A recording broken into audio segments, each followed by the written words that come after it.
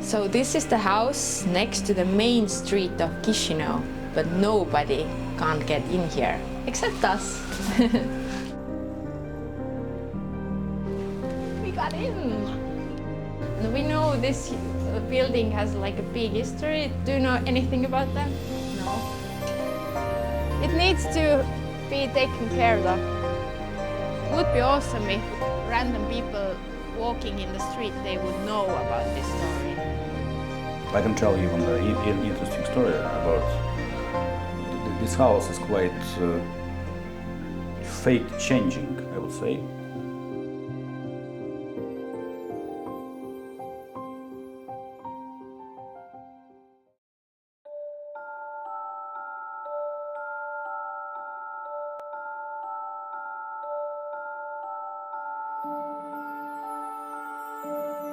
This house is considered one of the most beautiful examples of architecture from the interwar period in Chisinau, the capital city of Moldova.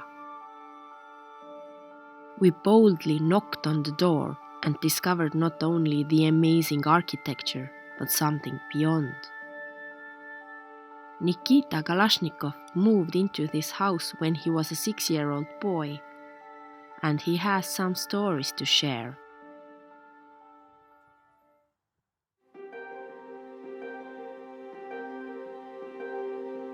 Father was working for Moldova Film.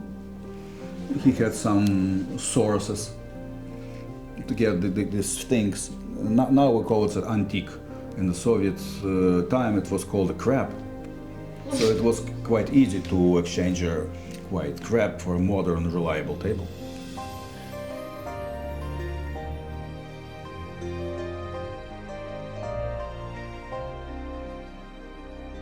So my name is Nikita Kalashnikov. I live in this house for past 40 years. House was built in 1939. It's called Perioada interbelica, between the war period, I suppose. House was built by Bessarabian pharmacist. He invented a painkiller. He patented the painkiller. He sold the patent, and for this money he hired an architect, Nikolai Merz. And Nikolai Merz had built this house. House was finished in 1939. Then the Second World War started, and the pharmacist went to the war. When he came back here, he was a Red Army, and he never stepped inside the house again. After that, some VIPs, KGB guy was living here. KGB guy was well known because he let the plumber to enter the house through the window because he was afraid the plumber can find out the schematic of the rooms. Then some artists were living here, and then my family. How your family ended up here, and you as a really young boy? We exchanged to Khrushchevkas, to this house, in 1980s. In Soviet times, all apartments, there was no term private property. All the property was governmental, and people could use it for lifetime, but they were using it.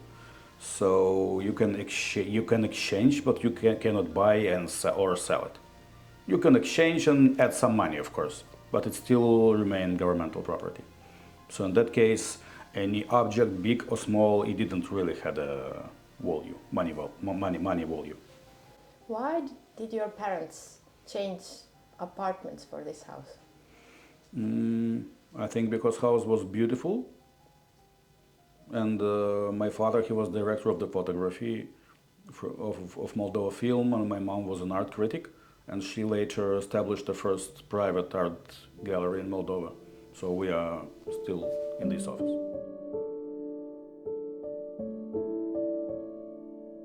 For years, Nikita lived with the family in Russia, returning to Moldova only recently, when Russia began its war in Ukraine.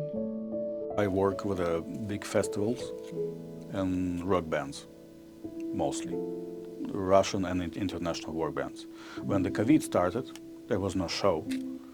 And when the war started, there was no my attitude to stay in Moscow anymore.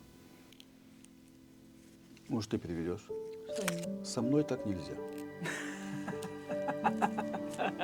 Ты имеешь в виду войну? Фразу. Нет, вот просто эту фразу. Со мной так не Да. So let me put an example.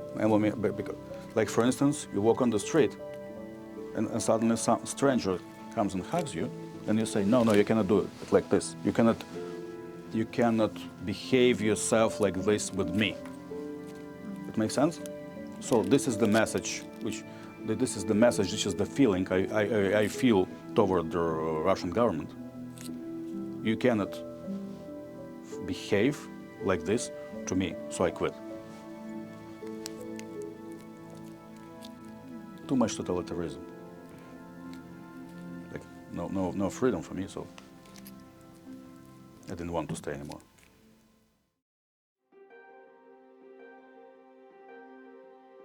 Moving back, they have opened up the doors of this beautiful house to basically everyone. So when my mom had an art gallery here, we always had the people who were sitting here, who were coming here, and they were having coffee and discussing some ideas, exhibitions, and so on. And also I had the same story with my father. A lot of artists, actors, and his colleagues were coming here, so we still use this place as a meeting point with artists, musicians, discussing our plans, and we use a second room as a musical room for small performances, musical programs, and also we have a record studio. With art, it works like with a toothpaste. The more pressure art has, the more result it receives. Unfortunately, it's like this. That's why art was so good in Soviet Union. So if you want to have a fresh glance, fresh look at something, you have to be moved to the extreme point. That's why artists are like kids, because kids are really sensitive and really they have a fresh восприятие, perception, fresh perception, like, and the adults mostly doesn't have it. So we have a plan to have a festival in spring, musical festival. Of course, it's going to be music, artists, maybe dance. And we have also big plans to have to travel abroad with some kind of impact of Moldovan culture.